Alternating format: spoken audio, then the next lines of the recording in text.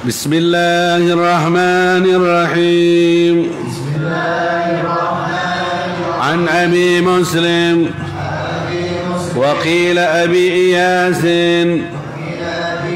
Salama bin Amr ibn Aqwa radhiyallahu anhu anna rajulan akala inda Rasulillah sallallahu alaihi wasallam bishimalihi faqala kul biyaminika qala la astati' qala la istata'ta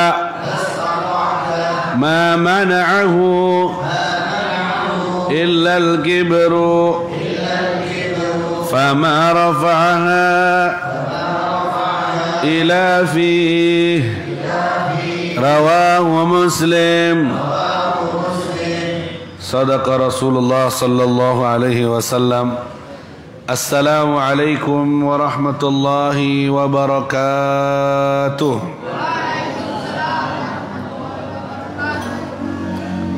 Alhamdulillah, la hawla wa la quwwata illa billah. Wassalatu wassalamu ala sayyidina Rasulillah Sayyidina Muhammad ibn Abdullah wa ala alihi wa sahbihi wa man walah. Rabbi shrah li sadri wa yassir li amri wahlul 'uqdatan min lisani yafqahu qawli wahdi qalbi wa saddid lisani. Subhanak la ilma lana illa ma 'allamtana innaka antal alimul hakim wa tub 'alaina innaka antat tawwabur rahim.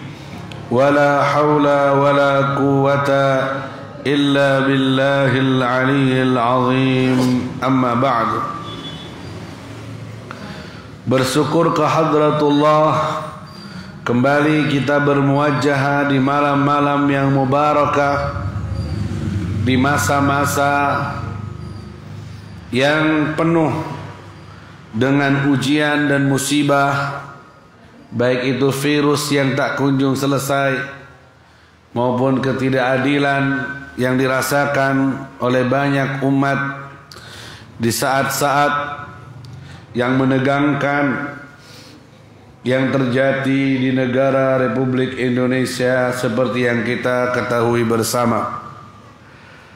Besar harapan kita ke hadirat Allah, semoga majlis hadis malam ini mendatangkan jalan keluar dan pertolongan dari Allah untuk semua yang terzalimi dari umat ini, dan mendatangkan nasrun minallah wa fathun qarib untuk umat Islam, serta meluruskan barisan umat Islam dalam satu saf hingga tak gampang diombang-ambingkan dengan orang-orang yang tidak bertanggung jawab. Dan besar harapan kita kepada Allah, semoga virus corona segera diangkat oleh Allah sehingga kita dapat memanfaatkan kembali hari-hari yang tersisa hidup kita di dunia dengan ibadah yang maksimal, usaha dengan baik dan benar, sampai kita bisa ambil bekal yang banyak cukup untuk kita pulang nanti menghadap Allah Subhanahu wa taala. Baik, para jamaah Majlis Al-Kaf hafizakumullah, sampailah kita di hadis yang nomor 31. Setelah di pertemuan yang lalu kita banyak bercerita tentang pembawa hadis ini yang bernama Abi Muslim Salamah bin Amr ibn al-Aqwa. Panjang lebar ceritanya, termasuk yang membuat kita kagum adalah cerita masuk Islamnya beliau. Berawal dari Zi'bun yang berbicara mengabarkan tentang risalah Nabi Muhammad sallallahu alaihi wasallam. Serigala yang diizinkan untuk keluar suara dan berbicara dengan bahasa manusia, memberi kabar akan diutusnya Nabi Muhammad sallallahu alaihi wasallam. Hingga orang ini segera mencari Nabi yang dimaksud dan masuk Islam berkat kejadian tersebut. Dan saatnya kita sekarang masuk ke dalam pembahasan hadis dari matnul hadis yang ke-31 yang kita janjikan untuk kita bahas di malam hari ini. Bersabda Rasulullah atau berkata perawi hadis ini, berkata atau dikatakan anna rajulan akala inda Rasulillah sallallahu alaihi wasallam bishimalihi, bahwa ada seorang laki-laki makan di sisi Rasulullah sallallahu alaihi wasallam dengan tangan kirinya. Ada seorang laki-laki makan di sisi Rasulullah.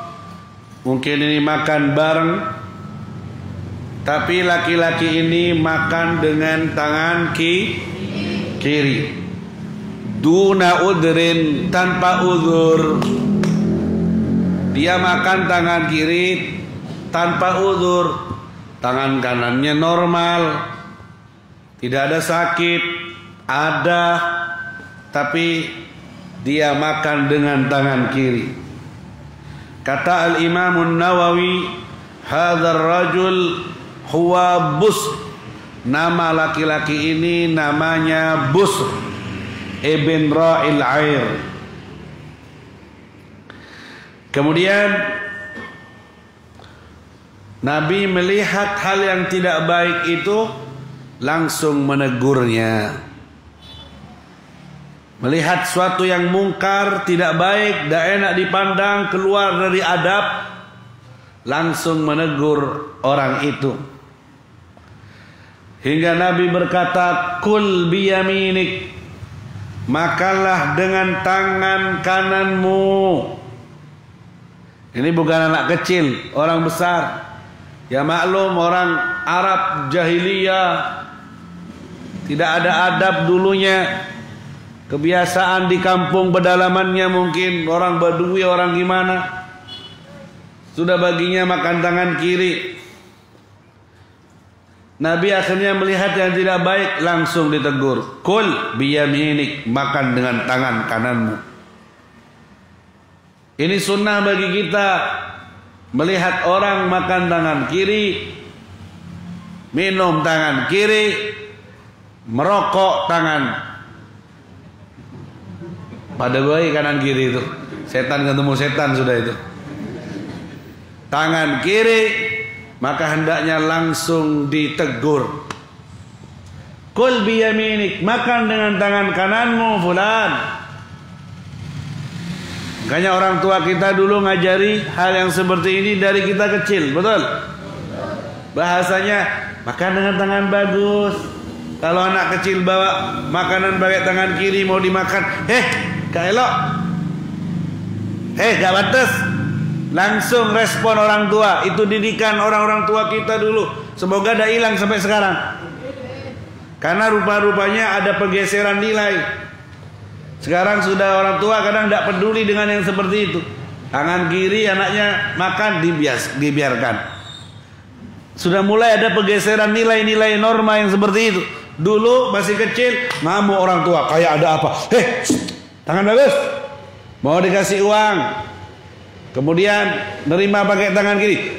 Tangan bagus, Responnya orang tua begitu menjaga anaknya dari dini agar berakhlak, agar segala sesuatu yang baik diawali dengan tangan kanan. Nabi sallallahu alaihi wasallam ya'jibuhu tayamun.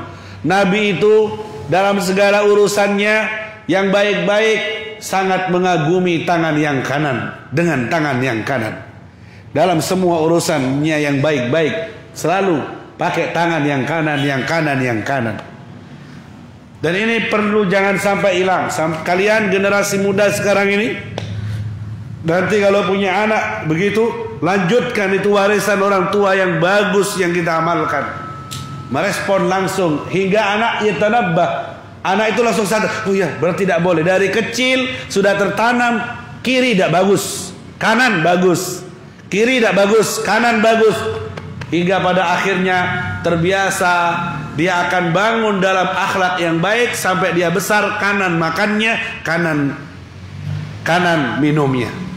Tapi kalau dari kecil sudah disepelekan, akhirnya terbangun dalam jiwa anak itu kiri biasa, kanan biasa. Podo ae, endi sing enak? Endi sing enak? Enak baik kiwo. Enak dengan kiri. Akhirnya hidup dengan apa yang enak. Besarnya nanti gampang dengan tangan kiri dia mengambil, menerima, memakan, bahkan semua pekerjaannya dengan tangan kiri. Nulis pakai tangan kiri. Kalau tanpa uzur karena kebiasaan dari kecil akhirnya kiri. Main raket pakai tangan kiri. Karena sebenarnya kebiasaan saja itu.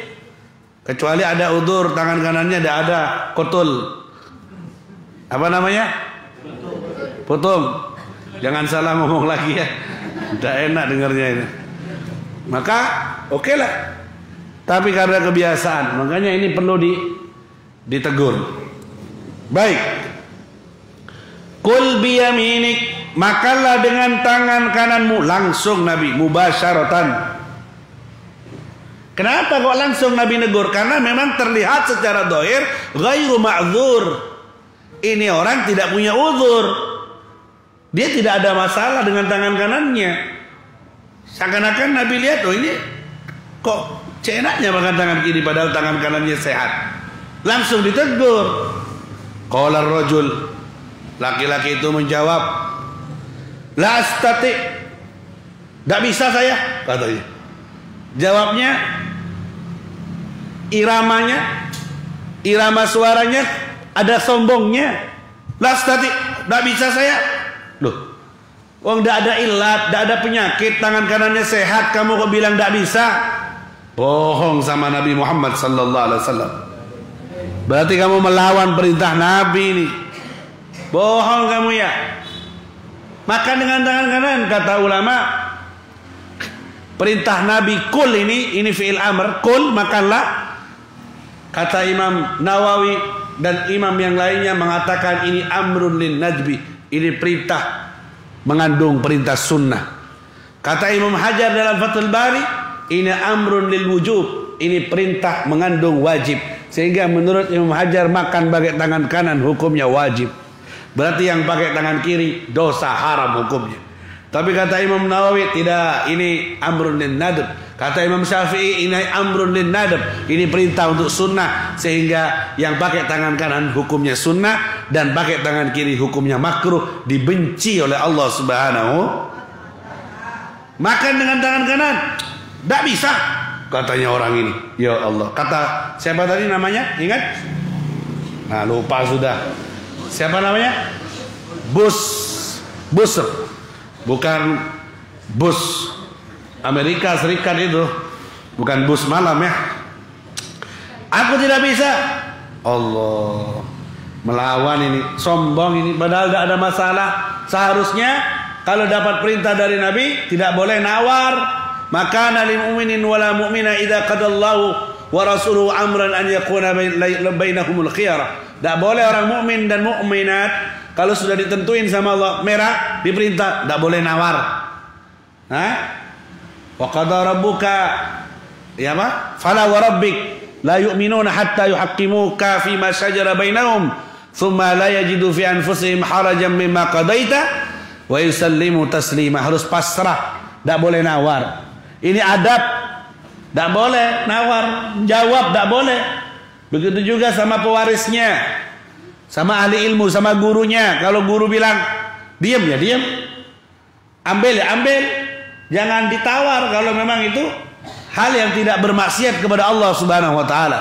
Kecuali jika perintahnya berupa maksiat, apa itu orang tua kamu atau guru kamu yang nyuruh, maka udah usah ditaati. La ta'ata li makhluqin fi maksiatil khaliq. Tidak boleh taat kalau perintahnya mengandung maksiat, walaupun itu orang tua kamu. Wa in jahadaka, kalau kedua orang tua kamu berupaya untuk mensyirikkan kamu, membuat kamu buat maksiat, maka tidak usah. Fala tuti'huma, jangan taati keduanya, tapi tetap wa qul lahuma qawlan layyina wa qawlan karima, tetap mengatakan dengan kata-kata yang lemah lembut. Baik.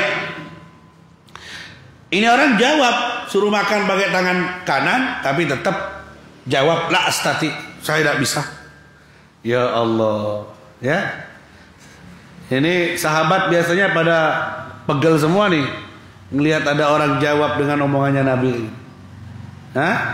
Berarti Nabi menghadapi orang-orang yang cengkal juga ya, berat juga, iya kan?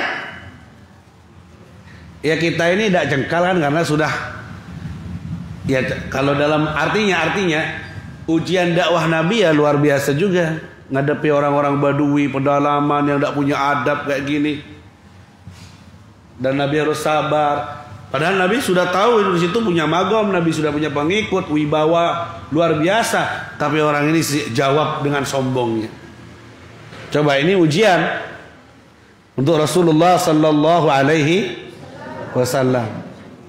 Sama dengan perang Hunain, ketika Nabi bagiin ghanimah tuh, Aqra yang dari Muhajirin baru masuk Islam dapat 100 onta satu orang, Ansor tidak dapat apa-apa.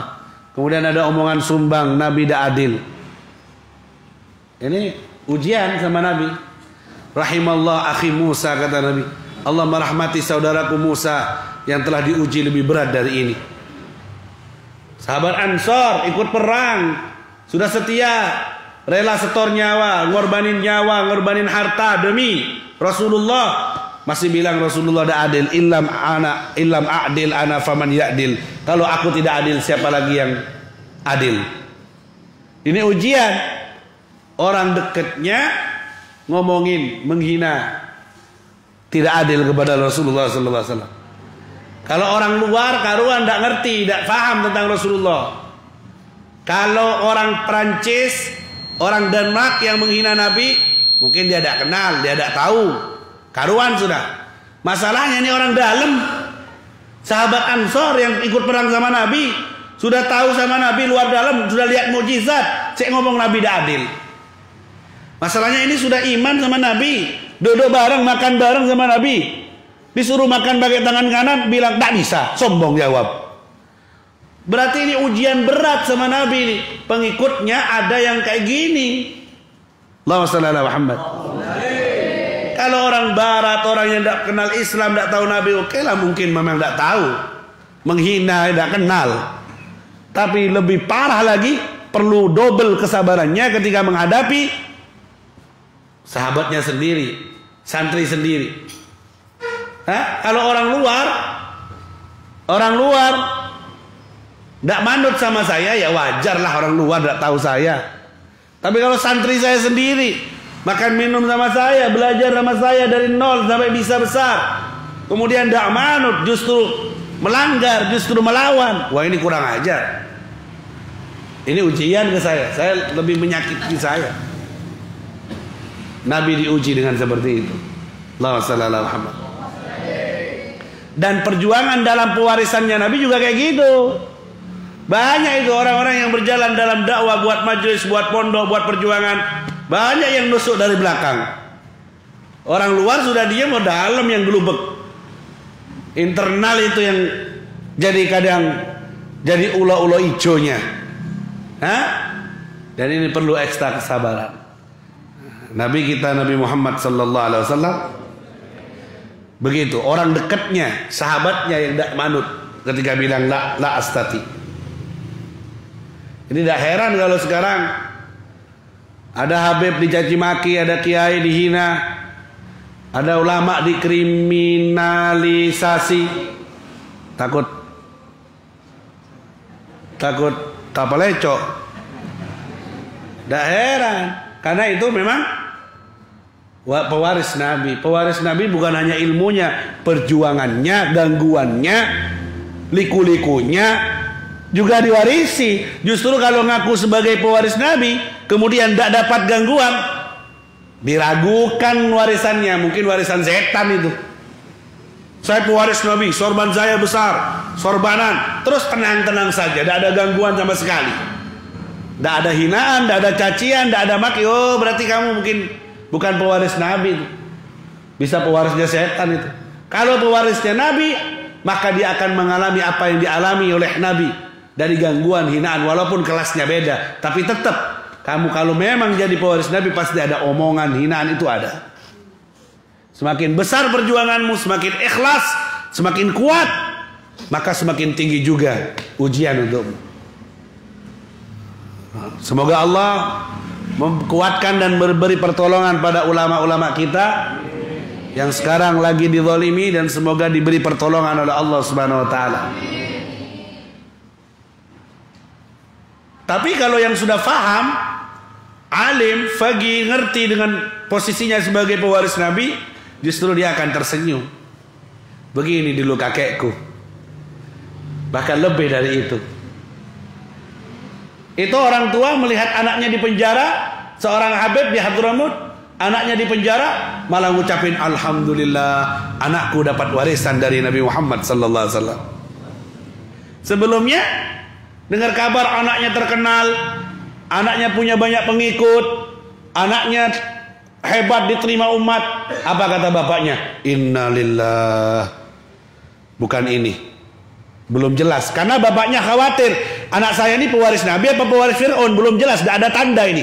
Setelah dipenjara, setelah dihina, setelah dicaci maki, baru bapaknya bilang alhamdulillah, berarti anak saya pewaris Rasulullah karena dia memperjuangkan agama Rasulullah dan mendapatkan gangguan seperti Rasulullah sallallahu alaihi wasallam. Bukan malah cari aman, bukan malah cari lari dari ujian. Makanya hati-hati yang ngaku meneruskan perjuangan Nabi tapi tidak ada gangguannya, diragukan itu. Mungkin ngambil paksa warisan itu. Ada tidak yang ngambil paksa warisan? Bukan bagiannya diambil. La ilaha illallah Muhammadur. Justru yang pewaris beneran tuh dia senyum. Di borgol tangannya senyum. Lihat tidak borgolnya? Kalau kalian di borgol nangis, aduh, ya kan? Ya Allah, sunnatullah. Semua yang berjalan di jalan ini pasti akan dapat ujian. Para nabi semuanya para nabi, sunnatullah sudah dari Allah, sudah hukumnya ini. Akan dikasih apa? Musuh. Musuh, setiap nabi akan diberi apa? Ya, apa ayat Al-Qur'annya? Ada yang tahu dah nih? Wa ja'alna likulli nabiyyin aduwa, atau gimana? Saya takut salah. Likulli nabiyyin. Sebentar saya tanya ke Syekh dulu ya. Wa kadza, ini dia. Wa kadzalika ja'alna likulli nabiyyin aduwa. Bukan saya Google lah, jangan seudon sampean. Saya punya Syekh sendiri ini. Wa kadzalika ja'alna, karena ini Al-Qur'an, tidak boleh salah kalau Al-Qur'an. Tidak apa-apa. Wa kadzalika ja'alna likulli nabiyyin aduwan minal mujrimin. Dan begitulah kami jadikan setiap nabi musuh untuk mereka dari orang-orang yang berdosa. Wa kafa bi rabbika hadiyan wa nasira. Cukup bagi Tuhanmu sebagai pemberi petunjuk dan penolong. Semua nabi. Hah? Siapa tuh? Nabi Namrud. Nabi Namrud. Kok ono Nabi Namrud? Nabi siapa musuhnya Namrud? Nabi Ibrahim. Untung sampai tidak jawab alaihi salam barusan. Raja Namrud. Musuhnya siapa? Nabi Ibrahim. Astagfirullah, terbalik. Nabi Ibrahim musuhnya siapa? Dimusuhi sama Raja Namrud. Nabi Musa dimusuhi sama Fir'aun.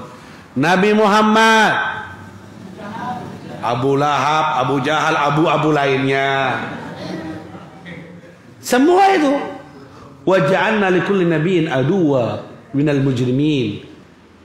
Semua ada musuh. Jadi kalau kamu ngaku pewarisnya harus ada adua, harus ada musuh. Nggak ada musuh, beb, tenang-tenang saja. Wah, meragukan perjuanganmu. Belum jelas perjuanganmu. Bukan nyari musuh, bukan. Sudah jalan bener nih, masih ada aja. Yang namanya sudah beda arus, jadi tabrakan terus. Jadinya AC/DC, listrik itu setrumnya apa? Nggak ngerti ya? AC sama terus disatuin, hasilnya apa? Nggak belajar kimia ini kayaknya ini. AC sama DC kalau ketemu hasilnya apa? Kobong. Loh, biar lampu ini hidup gimana sistemnya? AC sama AC apa DC sama DC apa AC DC? Sama ada tahu sudah terserah. Saya mau ngasih perumpamaan menurut saya ya. Nanti kita belajar lagi sama Syekh tentang itu ya. Ala kulli hal. Kul biyaminik. Makan dengan tangan kananmu. Ada yang bilang sunnah, ada yang bilang wajib. Siapa yang bilang sunnah? Imam Nawawi, Imam Syafi'i. Siapa? Imam Nawawi juga mazhabnya ngikut Imam Syafi'i. Jadi ya dalam hal ini, tapi ada beberapa masalah Imam Nawawi keluar atau beristihad sendiri, di antaranya natful lihya, mencabut jenggot. Kata Imam Syafi'i haram, kata Imam Nawawi makruh atau sebaliknya. Kemudian wajib kata Imam Hajar dalam Fathul Bari. Ala kulli hal, la astati, saya tidak bisa katanya. Sombong. Qala Nabi langsung merespon, lastata'ta, kamu tidak akan pernah bisa.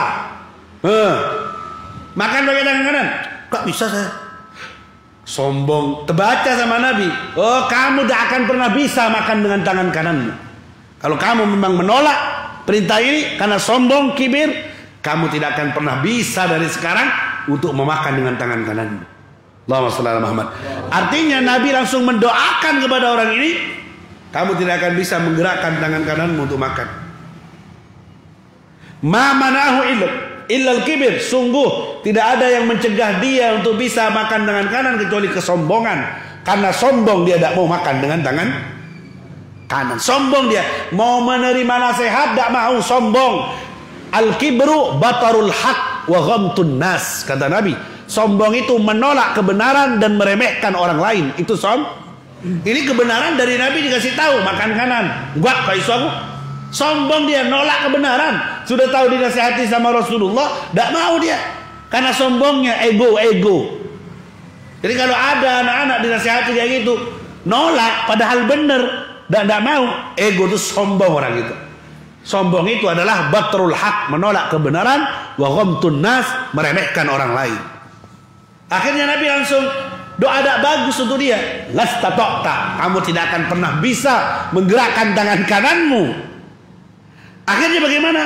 Sungguh kamu tidak bisa makan pakai tangan kanan, bukan karena sakit, tapi karena sombong ada di hatimu. Akhirnya fama rafa'aha ila fi, orang itu tidak mampu mengangkat makanan dengan tangan kanannya ke mulutnya. Langsung dijawab doanya Nabi, tangan kanannya langsung stroke, tidak bisa gerak karena tidak mau taat kepada perintah Rasulullah Sallallahu Alaihi Wasallam. Hati-hati nih yang dinasihati.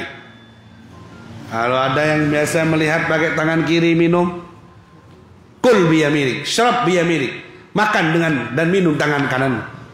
Jawab, aku lo, gue lo. Bilang kamu, lastata'ta, tidak mungkin bisa lagi kamu. Langsung stroke.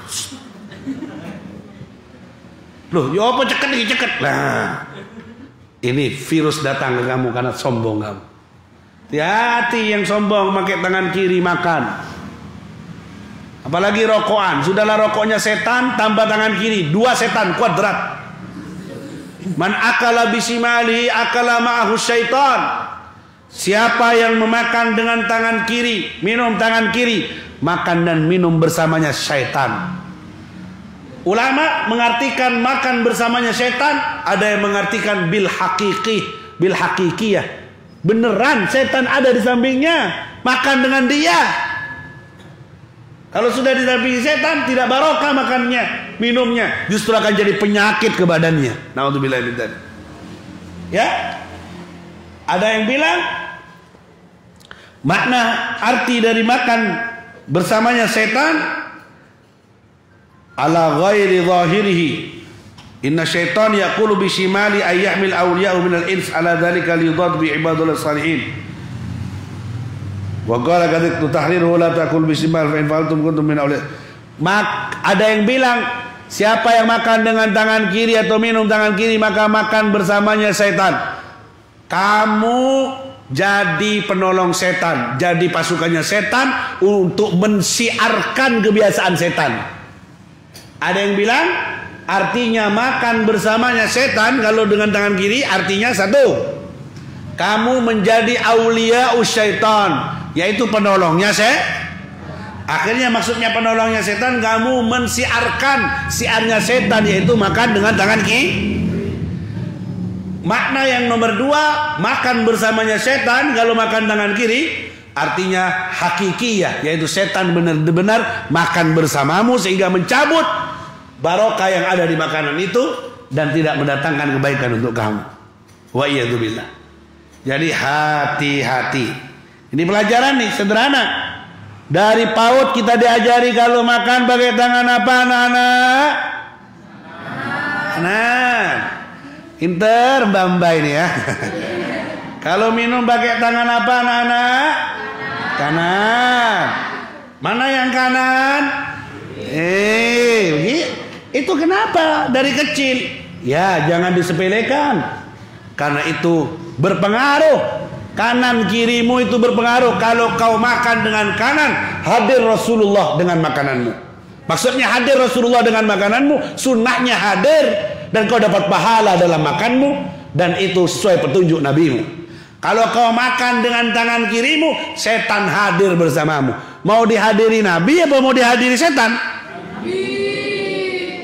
Hadir. Mana nabi makan tangan kanan? Endi nabi ini endi? Golek-golek endi nabinya. Jangan kau bayangkan waktu makan nabi hadir. Dari belakang ono kukus putih. Padahal Ustaz Taufik bakar kukus tadi. Jangan dibayangkan begitu. Sunnahnya hadir. Kalau sunnahnya hadir, kebiasaannya hadir, kamu ingat bahwa itu ada nabimu yang kau cintai, yaitu Nabi Muhammad sallallahu alaihi wasallam. Kita puji biar datang setiap malam Senin dan membawa kukus harum ini. Karena kalau tidak dipuji biasanya hilang, entah kemana ya. Semoga diparingi sehat afiat, panjang umur dan datang dengan kukus harumnya ini ya. Baik, jadi makan pelajaran di malam hari ini, hadis dari sini satu, makan dengan tangan minum dengan tangan. Dan di saat kau makan atau minum dengan tangan kanan, kau lakukan karena cintamu, karena kau nuruti dan mengikuti kekasihmu Nabi Muhammad SAW, maka hadirlah Rasulullah dalam makan dan minummu. Aku lakukan ini karena kekasihku makan begitu. Mau makan teringat padamu, mau minum teringat padamu, mau tidur ingat padamu, mau apapun ingat padamu. Aku rindu, oh aku rindu. Itu kata Evi Tamala. Kok tahu Beb? Dulu waktu SMA ya. Allah sallallahu Muhammad. Jadi makan pakai tangan kanan artinya menghadirkan Nabi Muhammad sallallahu alaihi wasallam, sehingga dalam makannya pun ingat dan dibarengi oleh Rasulullah sallallahu alaihi wasallam. Dan jangan pernah makan dan minum dengan tangan kiri. Menerima sesuatu tangan kanan, memberi sesuatu tangan kanan. Apalagi Al-Quran. Dalam kitab At-Tibyan Al-Imam Nawawi fi adab hamalatil Quran, adab membawa Quran. Di antara adabnya, kau ngambil, kau nerima, berdiri kau dan nerima dengan tangan kanan. Soal adab sama Quran, jika kau menerimanya dengan tangan kiri, apalagi sambil tidur-tiduran. Bacanya gelonjoran. Beb, di Mekah waktu umroh banyak beb orang Arab kayak gitu. Jangan semua yang di Mekah langsung ditiru. Di sana juga banyak yang datang macam-macam warna-warni. Perampok juga ada. Pencopet ada, waktu tawaf banyak HP jamaah hilang. Pernah enggak? Udah pernah umroh ya, enggak tahu sampean. Saya bawa umroh jamaah itu HP-nya hilang di tengah sampai enggak apa macam-macam juga isinya. Hah? Jangan semua yang di Mekah langsung jadi kiblat, langsung jadi cermin. Buka bawa pobib nama kabib uang baca Quran apa? Kakinya selonjoran enggak apa-apa wis. Lewat depan sholat enggak apa-apa wis loncat-loncat. Loh. Jangan ditiru kalau yang jelek. Ya, lewat depan sholat tidak boleh. Ada yang makruh, ada yang mengharamkan. Daf'u sial dalam bab fikih. Boleh kalau kamu lagi sholat, Allahu Akbar, ada orang lewat, boleh tangan kamu begini. Boleh. Misalnya kamu sholat sunnah, kemudian ada orang lewat depan sholat, tangan kamu gini. Sial namanya, daf'u sial, bukan sial. Sial pakai shot begini. Supaya ngasih tanda bahwa kamu lagi sholat. Nyari jalan lain.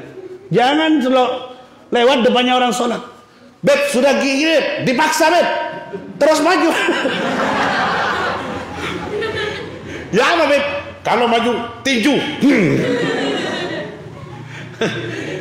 Kalau orang paham ya sudah. Pasti orang paham. Oh, tidak boleh. Kalau tidak paham, repot ini. Didorong, muter. Kiblatnya bisa muter kemana-mana itu. Tidak boleh lewat depan orang sholat, muter, hormati. Ya, itu jangan ditiru. Kalau di Mekah biasa orang loncat-loncat sini karena memang mungkin penuhnya jamaah, ada jalan lain dan dia kebelet mau ke WC. Kalau tetap di situ bisa rusak acara semua. Akhirnya dia harus lewat begitu. La haula wala quwwata illa billah. Jadi biasakan Nabi dalam segala urusannya pakai makan, minum. Nih, Nabi minum. Bismillahirrahmanirrahim. Alhamdulillah. Pas gulanya. La tatanaffas 'alal ina, jangan bernafas di tempat minum. Takut virus coronanya jatuh ke sini. Dan minum 3 kali kayak tadi. Ya. Kemudian kalau masih ada sisa, sunnah diberikan kepada yang sebelah kanan. Nabi suka kanan terus. Kanan kasih. Kalau ada orang, kalau tidak ada ya muter ya, muter. Sunnah. Suatu saat Nabi duduk. Di sampingnya Khalid bin Walid, pemimpin perang. Di sampingnya Ibnu Mas'ud, kecil orangnya. Pentet orangnya. Khalid bin Walid sepuh, pendekar. Setelah minum, Rasulullah setelah makan sesuatu, kemudian Rasulullah kebiasaannya memberi yang kanan. Rasulullah bilang kepada Ibnu Mas'ud, ata'dzanuli an u'tiya ala haula? Wahai Ibnu Mas'ud, apakah kau izinkan apakah kau izinkan aku memberikan sisa ini kepada mereka yang kiri dulu, yaitu Khalid bin Walid dan sahabat yang top-top, yang lebih tua. Boleh tidak diizinin? Nabi sampai izin kepada Ibnu Mas'ud karena memang haknya yang kanan. Ini kebiasaan Nabi nih. Memang haknya yang kanan, walaupun yang kanan itu orangnya lebih kecil, lebih muda, tetap yang kanan dulu didahulukan. Sampai Nabi minta izin supaya tidak nyalahin sunnahnya. Boleh aku kasih yang mereka? Kalau diizinin baru lari ke kiri. Kalau tidak diizinin tetap yang kanan. Apa kata Ibnu Mas'ud? Loh, jangan ya Rasulullah, ini barokahnya sampean, jangan. Lah, tidak rela. Mana? Ya kurang lebih kayak gitulah ya. Jangan sampean di kitab mana. Akhirnya dimakan oleh Ibnu Mas'ud terus ke kanan. Sunnah.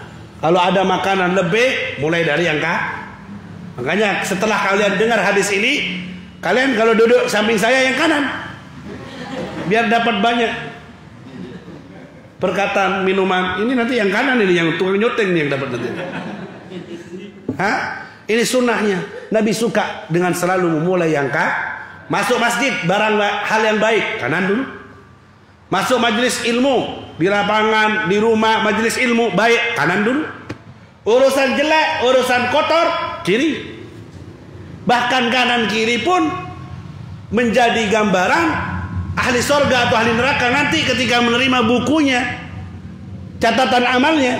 Minhum man yastalimuhu bil yamin. Di antara mereka ada yang menerimanya dengan tangan kanan, dari situ ketahuan oh ahli sorga. Ada yang menerimanya dengan tangan kiri, oh ahli neraka. Ada yang menerimanya wara'a dhahri, belakang punggungnya. Oh mana ini beb jahannam ini sudah. Sampai jadi tanda surga neraka urusan kanan kiri ini. Makanya sama Nabi dibiasakan umat Islam kanan, biar nanti min ashabil yamin, termasuk golongan yang paham toh? Apalagi nerima dari barang orang tua, salaman sama orang tua, nerima uang dari orang tua, salaman yang betul, salaman pakai tangan kanan. Ya, salamannya zaman anak modern sekarang salaman nang batu ngerti batu? Ndak dicium, tek tek tek. Duwe mari coba bertek tek ngono.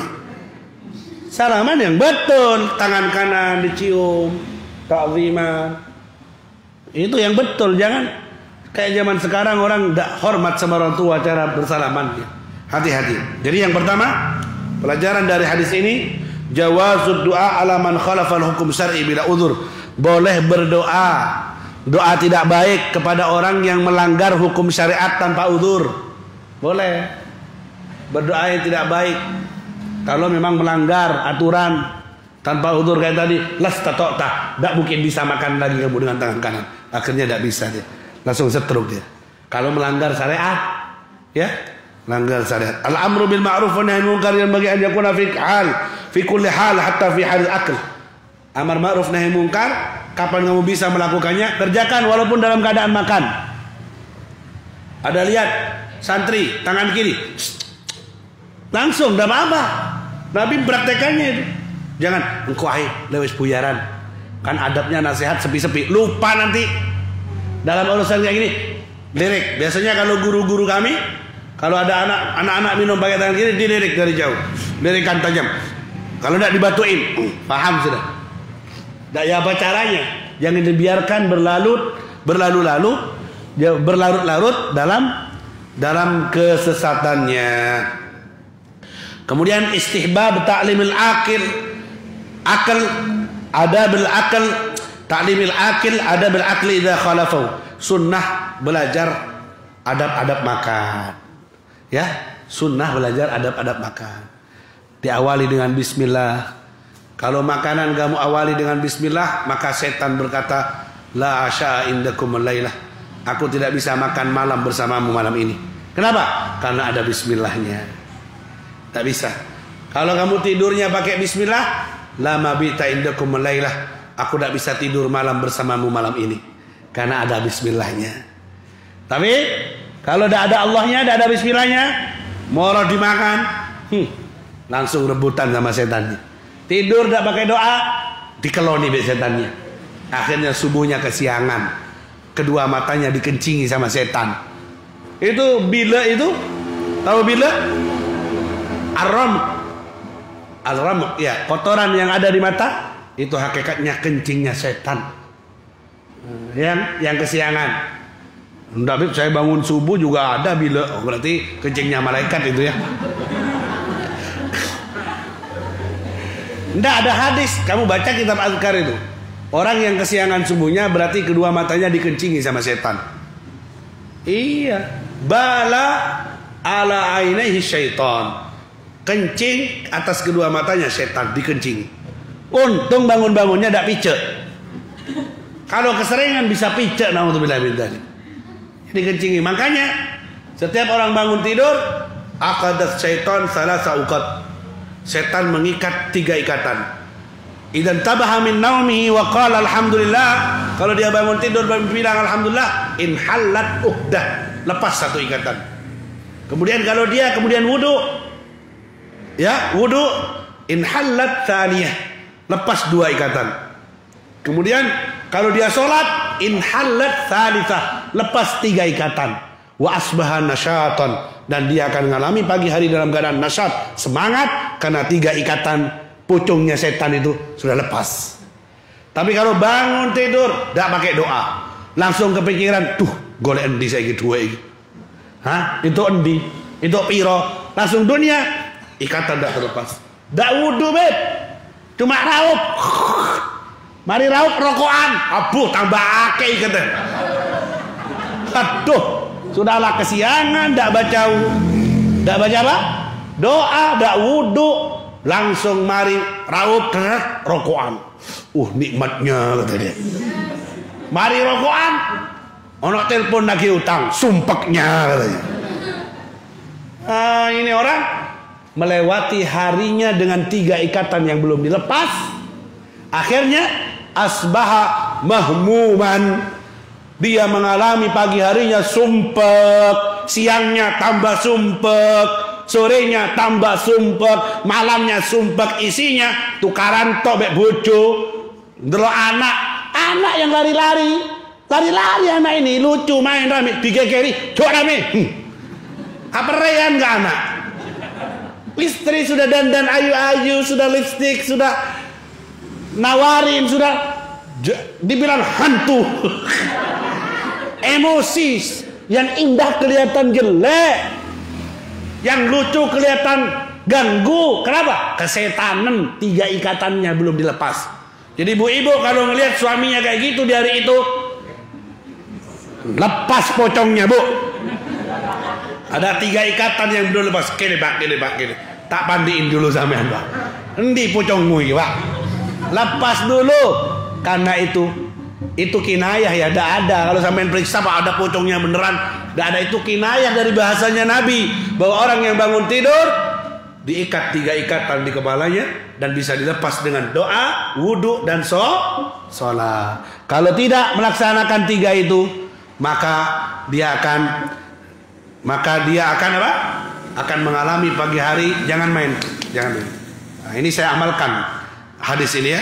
Kalau habis ceramah jangan main hadrah, langsung ditegur, karena ini melanggar, langsung ditegur. Ini sunnah Rasulullah SAW. Ada lagi yang mau tabuhan? Ayo, tak siram BRT ini. Kalau kurang nanti saya pulang tapu di pinggir jalan sampai subuh sampai ya. Ini ngamalkan hadis kok yo pas hadis serek, masya Allah. Allahumma shalli ala Muhammad. Jadi ayo biasakan kita ngikuti adab dalam makan. Rasulullah sallallahu alaihi wasallam makannya pakai 3 jari. Karena ya roti gandum bisa. Kalau beras pakai 3 jari lokur ya. Karena kalau nasinya dibendol-bendolin begini, itu gandum zaman dulu. Nasi itu ada baru zaman akhir ini aja. Nasi itu bid'ah itu baru-baru itu ya. Ya apa Beb pakai? Ya kalau 3 jari nasi susah. Ya 4 lah mungkin bisa ya. Saya Beb 5. Oh nyerakam itu namanya kalau 5. Nggak bisa. Ya itu adab makan. Kemudian kul biyaminik wa kul mimma yalik, makan yang ada di depanmu. Kalau ada makan pakai talam itu makan yang di depanmu. Jangan nyari yang jauh, loncat tangannya. Anu Beb, nengarepku gak ono iwake Beb. Iwake merono kabeh Beb. Yo apa jare Nabi, kul biyaminik wa kul mimma yalik, makan dengan tangan kananmu dan apa yang ada di depanmu. Ini di depan saya kosong Beb. Iwake ngono kabeh, yo apa Beb? Gak oleh ngene, gak oleh. Terus siapa? Izin, minta isyarat. Ano, cukokna geser. Gitu. Kalau dia pasti paham. Oh ya sepurane, monggo gitu. Kerjasama yang bagus lah. Ya. Ojo nafsi. Gitu. Jadi makan yang ada di depan. Itu adab, akhlak. Kul biyaminik wa kul mimma wala ta'ibit ta'am. Jangan mencela makanan. Dak enak, jangan. Larang, gak enak. Nyesel aku wis kate mrene. Tapi entek. Loh. Barang wis entek dicaci maki. Jangan, ndak boleh mencaci makanan. Karena Nabi sallallahu alaihi wasallam idza ajabahu akala wa idza lam yu'jibhu taraka. Nabi kalau senang dengan sesuatu makanan dimakan, kalau tidak ditinggal, tidak boleh dicaci maki. Istri buat makanan asin, diem. Enak tapi enak. Lebih enak jika kita makan berdua sayang. Ajak makan bareng biar tahu rasanya. Ya apa yang enak? Malu aku kan. Allahumma Muhammad. Jangan langsung kok kayak gini makanannya asin kurang aja. Oh, jangan. Sama makanan Islam mengajari kita tidak boleh menghina, apalagi sama manusia. Hargai nikmat dari Allah, hargai rahmat dari Allah. Itu nikmat dari Allah, takdirnya kau dapat makanan itu, jangan kau hina. Ini adab, apalagi manusia. Tidak boleh makanan saja, tidak boleh dihina, itu Islam. Jadi orang kafir kalau tahu ajaran Islam, pasti dia akan tertarik dan masuk Islam. Makanan yang tidak enak saja tidak boleh dicaci maki, karena beradab dengan nikmatnya Allah, termasuk makanan yang akan ditanya oleh Allah, tsumma latus'alunna yauma idzin anin na'im. Tidak boleh jadi enak dah enak diam, enak dah enak diam. Bahkan Nabi memuji Siti Aisyah waktu ngasih cuka, minta kuah dikasih cuka, Nabi bilang nikmal idam al khal, sebaik-baiknya lauk pauk adalah cuka. Siti Aisyah langsung merasa ada enak sendiri, salah ngambil, minta kuah dikasih cuka, tidak dicaci maki, tidak disiram. Kalau suami yang emosi, gak enak disiram, no. Sembur no ke istrinya. Apalagi tiap hari tahu tempe berongki, tahu tempe berongki. Ya apa sih bu, kok bendino iki tok tempe mari digoreng, digerengseng, mari digerengseng, dipecah, mari dipecah kok muter-muter tempe itu. Akhirnya lemes yang laki-laki, kurang vitamin ya, kurang vitamin. Terus gimana beb? Ya kata si istri, pelonjone kurang mas, pelonjone 20.000 jaluk sate, yo tempe iku muter-muter wis. Jangan nuntut banyak-banyak, kalau ternyata belanjanya ya juga cukup untuk tahu tempe, janganlah. Jangan celah makanan, ya syukuri nggih. Makan dikasih di warung salah masuk, dak enak. Ini lisan kita nih kadang terlalu lancang. Beradablah dengan yang memberi nikmat, Allah Subhanahu wa ta'ala. Untung kamu masih bisa makan. Tuh orang sakit tuh, orang sakit kena panas kasih sate, enak enggak? Jangankan makan, baunya aja muntah sudah. Dicabut nikmatnya makan. Coba biar kamu tahu rasa. Kalau dicabut nikmatnya lidah, nikmatnya makanan, akhirnya dengar makanan aja muntah. Bukan hanya dengar makanan, dengar bau istrinya muntah. Dicabut nikmatnya istri, nikmatnya makanan oleh Allah Subhanahu wa ta'ala. Pernah enggak begitu? Pernah sampai muntah ketemu istrinya? Istri pernah ketemu suami muntah kalau lagi hamil. Apa namanya itu? Lidah, enggak mau mas, lo apa ada bau? Ada yang kayak gitu, dicabut nikmatnya. Makanya lagi normal syukuri ya ikhwan. Lagi normal syukuri, lagi sehat syukuri, jangan dicaci maki. Nanti dicabut nikmat itu, wa'iyadzubillah. Itu adab makanan. Tidak boleh mencela maka, dan jangan sampai dibuang-buang. Adab makan Nabi setelah makan dijilat, yalsoku asabi'ahu. Nabi menjilat tangan jemarinya. Fa innana la na'lam, kita semua tidak tahu di mana barokah makanan itu. Dijilat. Siapa tahu yang ada di jemari ini yang barokah. Bersih. Bukan malah dibuang-buang, nasi dibuang-buang berlebihan. Siapa tahu barokahnya ada di situ. Mubadzir, ambil seperlunya, beli sebutuhnya, jangan sampai dibuang-buang. Ingat pesannya orang tua dulu. Makan nak entekno, cok sampai engkau segone nangis. Kapan sego iso nangis? Itu bahasa adab dari orang tua.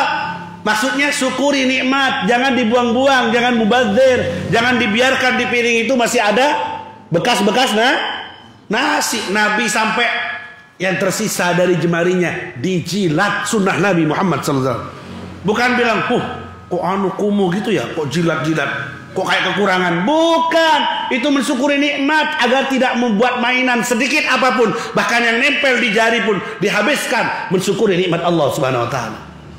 Ini kita sekarang makan jatuh butir-butir itu biasanya gampang saja kita buang. Jangan. Ini mubazir dan ini jadi teman setan. Itu diantara adab yang harus kita jaga. Jadi setelah makan boleh jilat tangan, boleh. Setelah dijilat bersih, ya. Tapi ya jangan berlebihan lah jilatnya depan orang. Ya jangan gitu kali ya. Jilat pelan-pelan, bersihin. Setelah itu baru cuci tangan, gitu ya. Baru selesai. Itu bentuk syukurnya kita dengan makanan nikmat yang diberi oleh Allah Subhanahu. Karena di sini tidak ada contoh, karena makanannya cuma roti ya. Beb, setelah makan roti dijilat. Apa sih dijilat? Udah berbekas, ya. Tidak berbekas, yang ada bekasnya, biasanya makan berkuah dan sebagainya dibersihkan. Nah itu termasuk kita mensyukuri nikmat Allah Subhanahu. Sepertinya pelajaran kita malam hari ini itu saja, sederhana, ringan hadisnya. Yang terakhir, al-hirsu ala mutaba'atin nabi wal iktida' fi inna dzalika fil barakah kamilah. Yani pelajaran yang terakhir yaitu kita harus menjaga untuk berusaha untuk selalu mengikuti sunnah Rasulullah sallallahu alaihi wasallam.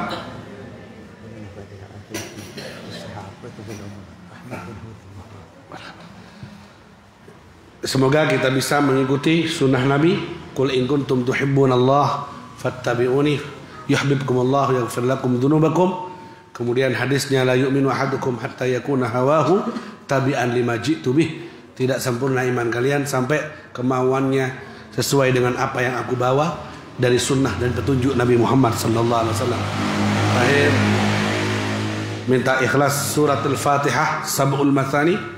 Kita bertawassul dengan keberkahan dan kemuliaan surat Fatihah agar semoga yang pertama guru mulia kita Imam besar Habib Muhammad Rizik bin Syihab yang lagi ditahan, semoga dapat pertolongan dari Allah, diparingi sabar dan kuat, dan semoga pengikutnya dan semua pencintanya juga diparingi sabar dan kuat dan mengatasinya sesuai dengan tuntunan Al-Quran dan hadis syariat Rasulullah sallallahu alaihi wasallam.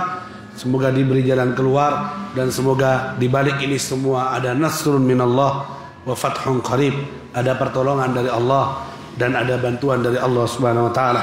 Yang kedua, Fatihah yang pahalanya semoga dengan keberkahan surat Fatihah Allah beri kesembuhan kepada saudara kita Al-Habib Ahmad bin Hud Al-Mukhdar, agar semoga diberi syifaan ajilan, syifaan la yughadiru sakaman wala alama. Dan semoga yang ketiga, semua orang yang berpesan doa kepada kita semuanya, dari saudara dan keluarga kita yang sakit atau yang susah atau bagaimanapun cerita masalah hidup dunianya, semoga senantiasa diberi jalan keluar, dilembutkan takdirnya, diselimuti dengan kasih dan sayang Allah Subhanahu wa taala. Semua itu fi khairin wa lutfin wa afiyah wa ila hadratin Nabi Muhammad sallallahu alaihi wasallam. Al-Fatihah.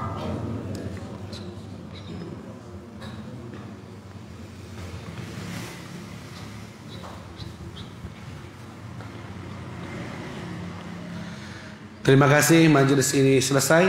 Mari kita baca kafaratul majlis seperti biasa. Semoga menjadi ilmu yang bermanfaat. Dan jumpa lagi 2 minggu yang akan datang, insyaallah di majelis Al-Kaf yang kita cintai ini. Semoga diparingi berkat umur, sehat afiat sekeluarga, dan jumpa 2 minggu lagi dalam keadaan yang lebih baik, lebih takwa kepada Allah Subhanahu wa taala. Amin ya rabbal alamin. Subhanakallahumma wa bihamdika asyhadu an la ilaha illa anta astaghfiruka wa atubu ilaik. Amin. Anak Fatihah. أعوذ بالله من الشيطان الرجيم بسم الله الرحمن الرحيم اللهم صل على سيدنا محمد صلاة تغفر بها الذنوب وتصلح بها القلوب وتنطلق بها العصوب وتلين بها السوق وعلى آله وصحبه ومن إليه منسوب اللهم صل على سيدنا محمد صلاة تنجينا بها من جميع الأحوال والآفات وتقضي لنا بها جميع الحاجات وتطهرنا بها من جميع السيئات وترفعنا بها عندك على الدرجات وتبلغنا بأقصى الغايات من جميع الخيرات في الحياة وبعد الممات. وصلى الله على سيدنا محمد وعلى آله وسلم والحمد لله رب العالمين بسر الفاتحة. أعوذ بالله من الشيطان الرجيم. بسم الله الرحمن الرحيم. الحمد لله رب العالمين الرحمن الرحيم مالك يوم الدين إياك نعبد وإياك نستعين اهدنا الصراط المستقيم صراط الذين أنعمت عليهم.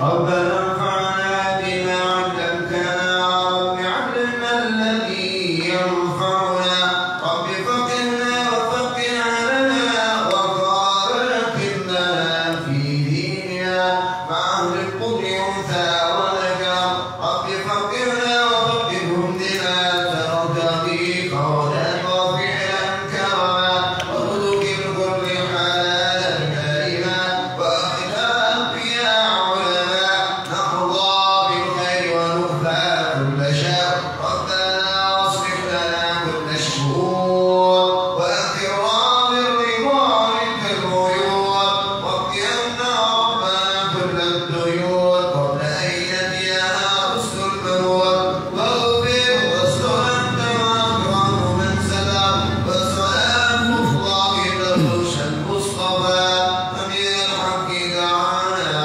والوفاء بالكتاب فيه للناس شفاء وعلى اهل الكرام الشرفاء وعلى الصحب المصابيح الورى اللهم اهدنا بهداه واجعلنا ممن يسارع في رضاه ولا تولنا وليا سواك ولا تجعلنا ممن خالفك امرك وعصاك فحسبنا الله ونعم الوكيل نعم المولى ونعم النصير ولا حول ولا قوة إلا بالله العلي العظيم يا ربنا اعترفنا بأننا اعترفنا وأننا أسرفنا فلا نرى أشرفنا فتب علينا توبة تغسل بكل حوبة واستر لنا العورات وآمن الروعات